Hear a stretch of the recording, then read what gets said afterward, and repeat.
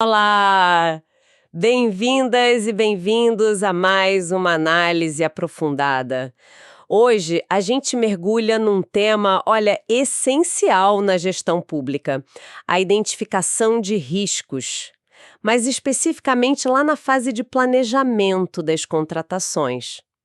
Quem aí nunca viu um projeto público, né, que começou cheio de promessa e de repente derrapou no prazo ou estourou o orçamento? Pois é. Pois é, muitas vezes a semente desse problema ou, veja bem, até da solução, né, tá lá atrás, bem antes do edital sequer existir.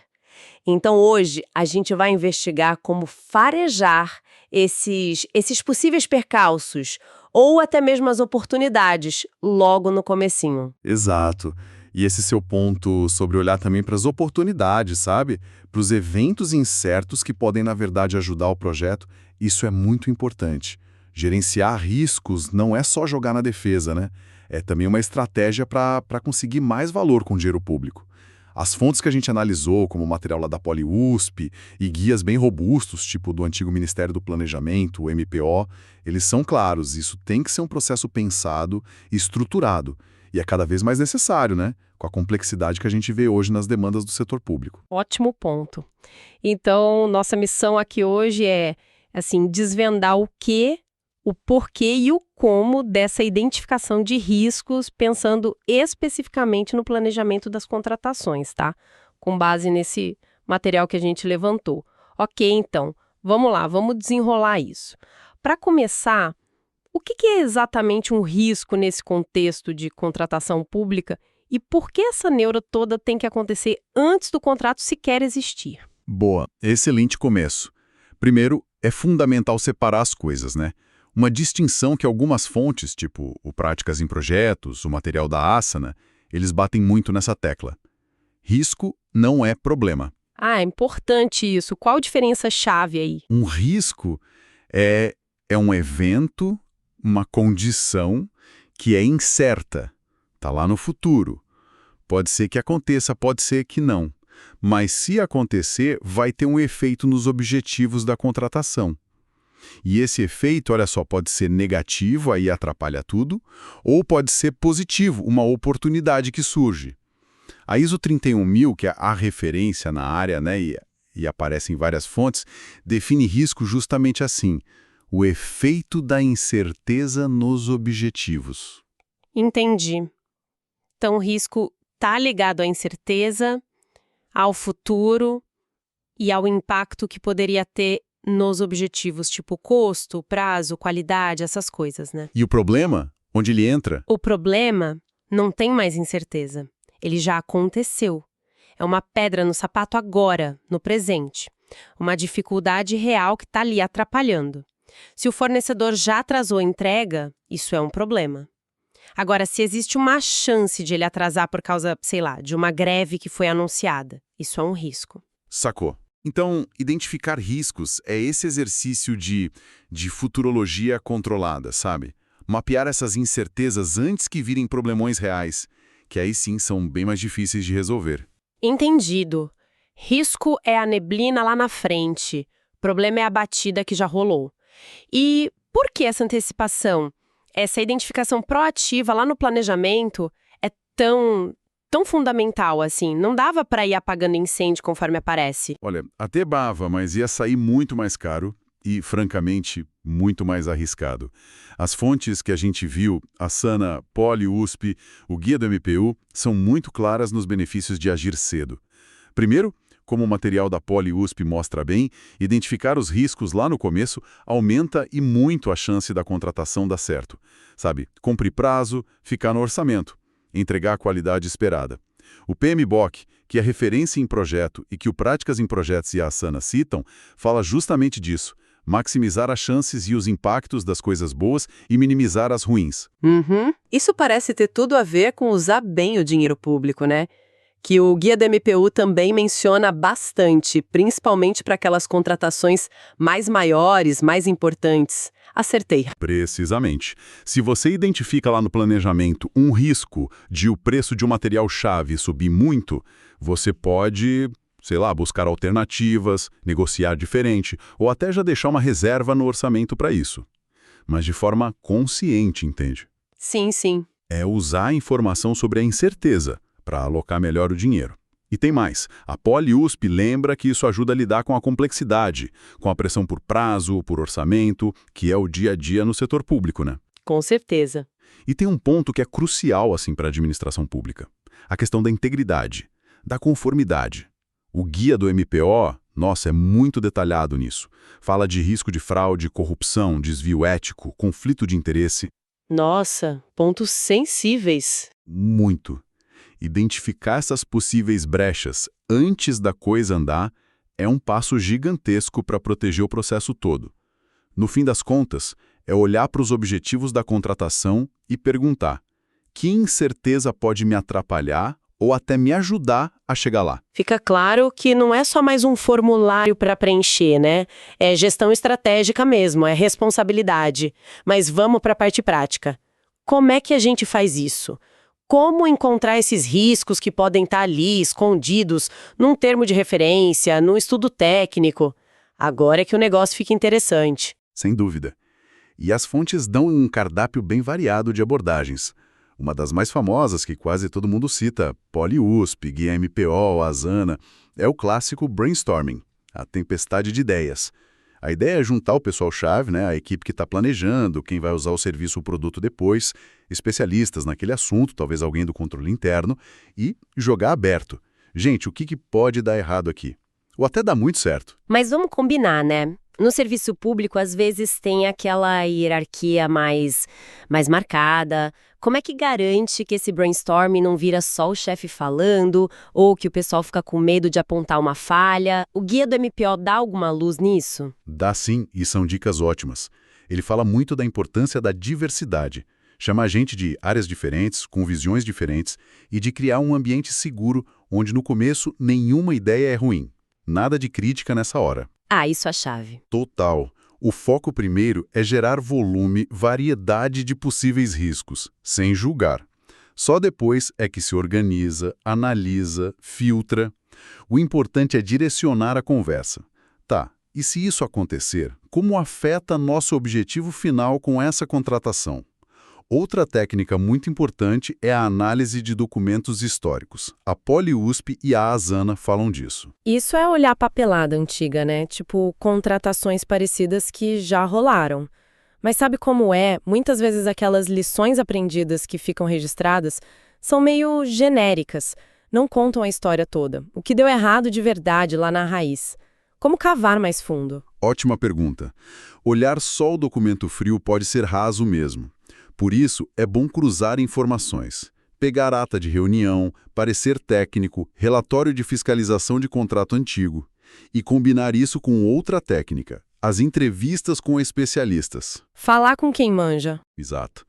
Conversar com quem já ralou com contratações parecidas ou quem entende daquele mercado específico, daquela tecnologia. Essa conversa que a PoliUSP e a Asana também recomendam pode trazer à tona o que não está escrito no papel. Aquelas dicas de ouro, sabe? As nuances. Faz sentido combinar as fontes. E aquela análise SWOT, ou FOFA, forças, fraquezas, oportunidades e ameaças, que o Guia MPO e o Smart Sheet mencionam. Como ela entra nessa história de achar risco na contratação? A SWOT dá um panorama, uma visão de contexto que é essencial. Ela força a gente a olhar para dentro. Quais são nossas forças para tocar essa contratação? E as fraquezas? Falta gente, falta conhecimento técnico. E depois olhar para fora. Que oportunidades o mercado está dando? Que ameaças vêm de fora? Mudança na lei, corte de verba. E como isso vira risco? A mágica está em conectar esses pontos. Por exemplo, você identifica uma fraqueza interna tipo equipe pequena para fiscalizar e combina com uma ameaça externa, uma legislação nova e super complexa sobre aquele objeto. Pronto, aí surge um risco enorme de dar problema na fiscalização desse contrato futuro.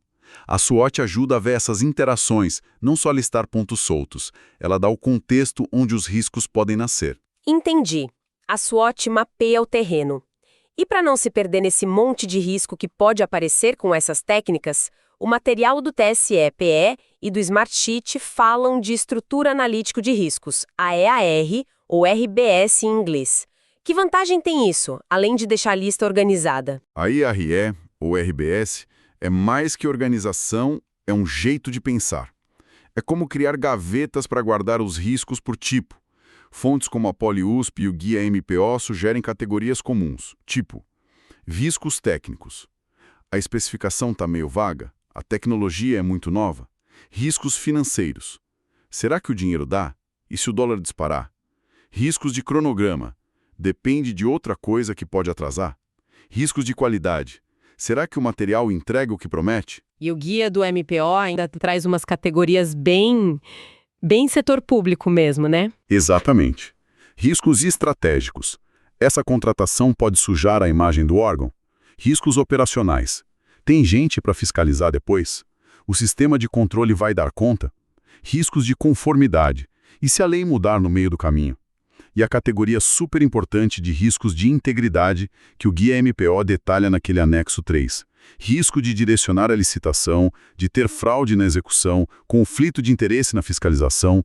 Nossa, é muita coisa. É verdade. A SANA lembra também dos riscos de escopo. O famoso scope creep, quando o projeto vai engordando sem controle, e de recursos. Faltar grana no meio, a equipe ser puxada para outra coisa. A grande vantagem de categorizar é que ajuda a não esquecer de nada importante. Permite ver padrões tipo, puxa, a gente sempre tem problema com risco técnico.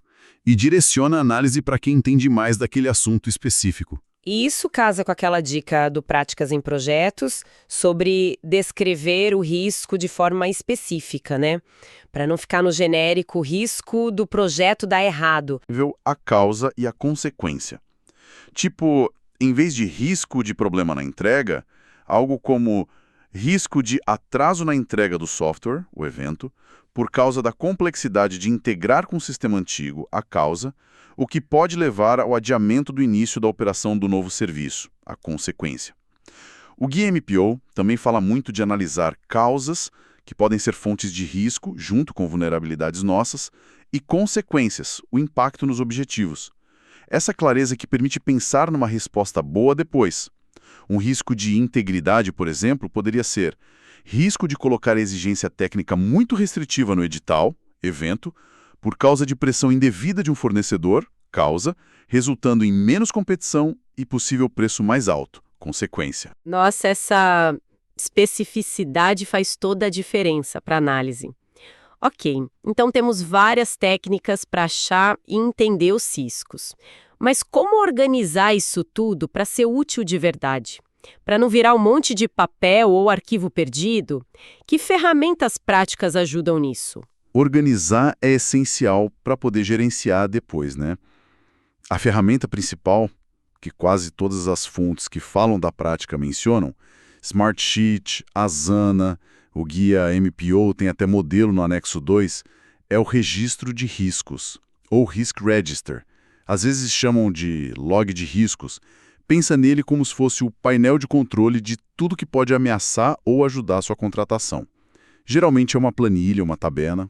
E o que tem que ter nesse painel de controle? O que é essencial? Olha, para cada risco que você identificou, tem que ter a descrição bem detalhada, aquela específica que a gente falou, a categoria dele, lá da IAREBS, quais as causas e consequências prováveis, quem é o dono do risco, a pessoa ou área que vai ficar de olho e agir se precisar, uma estimativa da probabilidade de acontecer e do impacto se acontecer. Probabilidade de impacto, chave. Exato. Daí sai o nível de prioridade e, claro, qual a resposta planejada. A gente vai evitar, mitigar, transferir, aceitar e como está o status disso tudo. É um documento vivo, sabe? Que vai junto com a contratação. Parece bem robusto. E essa história de priorizar com tanto risco possível, como é que a gente decide onde focar primeiro? Aí entra outra ferramenta que é muito visual, a matriz de probabilidade e impacto. O pessoal chama também de mapa de calor. O guia do MPO, por exemplo, dá até umas escalas para classificar a probabilidade, tipo muito baixa, baixa, média, alta, muito alta e o impacto, a mesma coisa. Quando você cruza essas duas coisas numa matriz, geralmente 3x3 ou 5x5, você bate o olho e vê na hora quais são os riscos mais bravos, aqueles que caem na área de alta probabilidade e alto impacto, que geralmente fica em vermelho. Ah, o quadrante vermelho. Esse mesmo. Ali tem que ter atenção total, resposta rápida. Já os riscos que caem lá no verdinho, baixa probabilidade, baixo impacto, talvez dê só para monitorar, sem gastar tanta energia. O Smart Sheet também fala muito da utilidade dessas matrizes para direcionar o esforço. Visualizar assim deve ajudar muito a separar o que é só ruído do que é perigo real para a contratação. Com certeza. E para colocar tudo isso para rodar, tem muito template, muita planilha pronta por aí. O Smart Sheet tem vários. O próprio guia do MPO traz modelos nos anexos para ajudar a estruturar. E claro, tem os softwares de gestão de projetos e riscos. As fontes citam desde aqueles mais clássicos de projeto, tipo o MS Project, Primavera, que a Poli USP menciona, até plataformas mais modernas que já integram risco no dia a dia do trabalho, como o Asana, Smartsheet, e tem até sistemas específicos de órgãos de controle, como aquele sistema Channel que o TCE-PE menciona. O importante é ter um método e uma ferramenta para registrar, analisar e acompanhar, não deixar a informação morrer. Ferramenta não falta, pelo visto. E sabe, talvez uma sugestão prática para quem está acompanhando a gente seja justamente testar isso. Pegar o planejamento de uma contratação real aí que está rolando, ou até uma situação inventada e tentar usar uma dessas técnicas. Que tal juntar a equipe para um brainstorming rápido, focado só nos riscos? Ou tentar começar um registro de riscos simples para aquele projeto? Acho que pode ser um exercício bacana para internalizar mesmo. Ótima sugestão. É na prática que a gente pega o jeito e vê o valor disso. Não precisa começar com algo super complexo, não. Mas só de começar a treinar esse olhar para incerteza já muda o jogo. Com certeza. Bom, chegando ao fim da nossa análise de hoje, qual seria a grande mensagem? O que realmente importa levar para casa sobre identificação de riscos lá no planejamento das contratações públicas? Olha, para mim, a mensagem principal é uma mudança de chave. Sair daquele modo bombeiro, sabe? De só apagar incêndio. E ir para um modo proativo, de olhar para frente, antecipar, se preparar, identificar riscos. No fundo, entender as incertezas que estão rondando a contratação e tomar decisões melhores sobre como lidar com elas. A gente viu que isso é bem diferente de só ficar resolvendo o problema que já estourou. E o mais legal, tem método para isso, tem ferramenta, tem uma lógica, não é mágica, é processo. E no setor público, essa proatividade tem um peso ainda maior, né? Não é só boa gestão de projeto. Sem dúvida alguma. É responsabilidade com dinheiro público, com o serviço que vai chegar lá na ponta para o cidadão. Identificar os riscos cedo permite tomar decisões mais conscientes. E isso conecta com um conceito importante que o guia do MPO trabalha bem, que é definir o apetite a risco da organização. Ou seja, até onde a instituição está disposta a ir, a aceitar de risco, para conseguir alcançar seus objetivos. A identificação e a análise dos riscos são a base para definir esse apetite de um jeito realista. Para decidir, por exemplo, quais riscos precisam de um plano forte para diminuir o impacto e quais podem ser aceitos conscientemente ou passados para outro. Não tem como definir o apetite sem saber o que está na mesa, né? Perfeito. Para a gente fechar, então, fica aqui uma provocação, uma pulga atrás da orelha para a gente continuar pensando, além daqueles riscos óbvios que sempre preocupam, orçamento estourar, prazo atrasar, qualidade não ser boa, quais seriam as tais incertezas silenciosas? Aquelas que podem estar ali, escondidas no planejamento de uma contratação pública, talvez ligadas a uma mudança política inesperada, ou a reação da sociedade a um projeto, ou até mesmo a velocidade da tecnologia, que pode deixar obsoleto aquilo que a gente está contratando hoje. Como é que a gente pode treinar o nosso olhar para perceber essas incertezas que são mais sutis, mais difíceis de medir, antes que elas virem um problema real e comprometam tudo? Fica aí a reflexão para todo mundo.